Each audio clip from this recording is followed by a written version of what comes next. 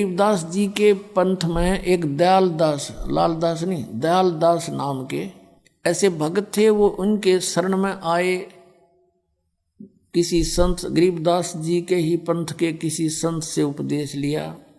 ये पिछले पुण्यकर्मी प्राणी होते हैं, जिस भी किसी ना किसी संत की आड़ अवश्य लेनी पड़ती है, शरण लेनी पड़ती है। मालूम है इनको कि गुरु के बिना कोई भी भक्ति सफल नहीं हो सकती। तो उसने गुरु धारण किया। गुरु धारण करके फिर वो अपने आप अपने मनमुखी तरीका अपना लिया। उसके पिछले पुण्य कर्म अच्छे थे, तो उसने क्या किया, अपना कोई डेरा स्थापित नहीं किया पहले, बाद में किया उसने छुडानी में एक अलग से। तो पहले वो चलता रहा, उसके साथ 500 उसके शिष्य हो गए, या वैसे कोई वो मंडली बनाकर चलता था, साधु संत उसके साथ रहते थे। और उसने एक नियम बना रखा था भी कोई भी संत मेरे साथ जो रहे वो कोई पैसा नहीं रखेगा, पैसा साथ नहीं रखे, संग्रह नहीं करेगा। और वो जहाँ भी जाते थे परमात्मा उनकी ऐसी रजा थी, पिछले संस्कार थे उनके, तो परमात्मा कबीर जी उनके लिए जहाँ भी वो मंडली जाती थी नगर वालों को प्रेरित करके सबको दोनों समय जितने दिन वहाँ रखते थे सुंदर मोहन भोजन खिलाते थे। फिर वो अगले उसमें चले जाते थे शहर में। एक बार वो कलकत्ता के आसपास के पास बैठे हुए थे। अब 3 दिन बीत गए, किसी ने रोटी नहीं खिलाई उनको, भोजन के लिए पूछा नहीं। दयालदास दुखी हो गए और भगवान से अर्ज करी। उसने स्वप्न में बताया कि तेरी मंडली में एक व्यक्ति पैसे लिए बैठा है, 500 रुपये उसके पास, और 500 रुपये में तुम 1 हफ्ता रोटी खा सकते हो, इसलिए हम तुम्हें देंगे नहीं। अब उसने सुबह सारे संत पालन कर लिए और कहा कि भाई जिसके पास पैसे हैं वो पैसे निकाल दो या मंडली छोड़ कर चले जाओ। अब कोई नहीं बोले। फिर कहा भी जा तो बता दो, नहीं तलाशी लेंगे अब। तो उसी समय एक खड़ा हुआ उनके साथ था, न बोला ना दूं 500 रुपये, ना दूं, ना दे तो भाई जा यहाँ से चला जाऊंगा। वो चला गया। अले घंटे भीतर परमात्मा पहुंचे अन्य रूप बना के और कहा रे भक्तों, गांव के नगर के बाहर और 3 दिन से साधु भूखे बैठे हैं, अरे पाप लगेगा लोगों, सेठो।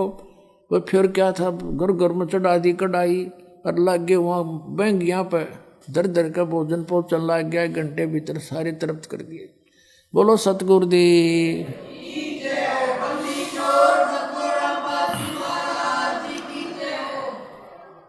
तो पुण्यात्माओं, हम इतना विश्वास कर नहीं पाते भगवान पे, फिर भी पुण्यात्माओं क्योंकि हम घने पेटे हुए हैं, काल ने बहुत ज़्यादा हमारे को तंग कर रखा है। जैसे कुत्ते का 2 लाठी कोई मार दे बैठे बैठे के बेचारे के, और फिर वो दूर बैठा हो, उठ सकता नहीं, और कहीं वैसे भी कोई जैसे खुड़का हो जाता है तो भी वो रोने लग जाता, कदे फिर ना मार दे।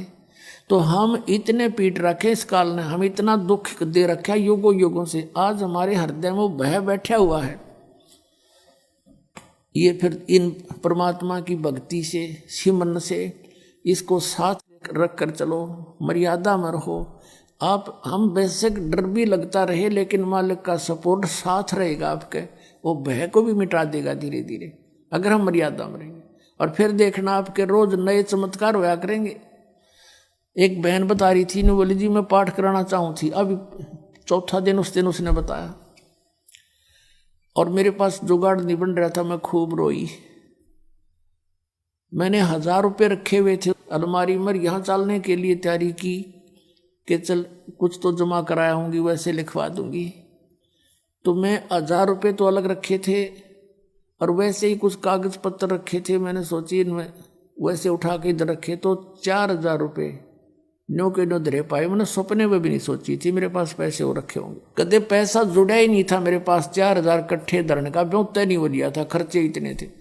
तो पुण्यात्मा, हमने तो नीत साबित करनी है, सारी सृष्टि का पालन करने वाला 18 लाख व्यक्तियों को एक प्रधानमंत्री नहीं खिला सकता 3 दिन का भोजन जिस तरह परमात्मा ने खिला दिया। फिर यहाँ का राज ने के चाटेंगे हम, जिस परमात्मा ने सतलोक से लाकर यहाँ का नहीं चवन्नी भी ली, आटा भी नहीं लिया इस नकली लोक का, सतलोक से ले आया। तो वहाँ ये भरे भंडार हैं, तो हम वहाँ क्यों नहीं चले?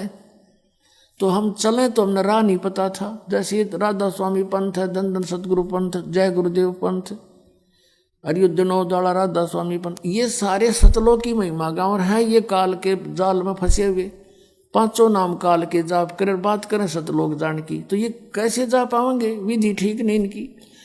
अब विधि ठीक कर लो, सारे चले जाएंगे परमात्मा तक कर रखे। अभी सभी जीव इस सतनाम को प्राप्त करके सतलोक जाएंगे।